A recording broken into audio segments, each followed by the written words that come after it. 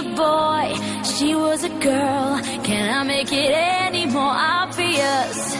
He was a punk, she did ballet. What more can I say? He wanted her, she never tell. Secretly she wanted him as well.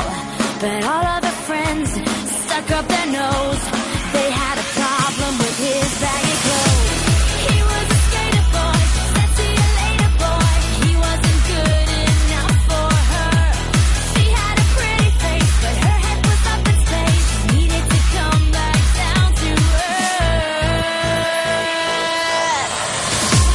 5 years from now, she sits at home, feeding the baby, she's all alone. She turns on TV, guess who she sees? Skater boy rocking up MTV. She calls up her friends, they already know, and they've all got tickets to see his show. She tags along, stands in the crowd, looks up at the man that she turned down. He was a skater boy, said see you later boy. He wasn't good enough for her. Now he's a superstar, slamming on his guitar. Got pretty face, see what he's worth.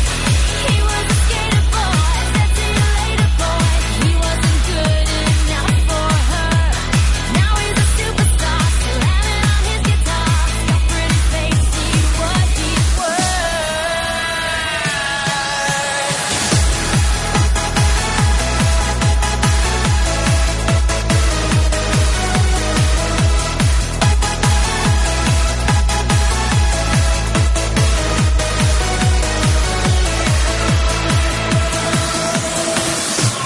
Sorry, girl, but you missed out.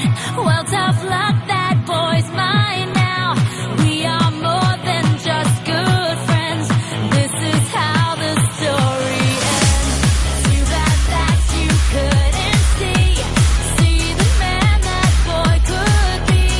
There is more than meets the eye. I see the soul that is inside. He's just a boy, and I'm just a girl. Can I make it any more obvious? We are in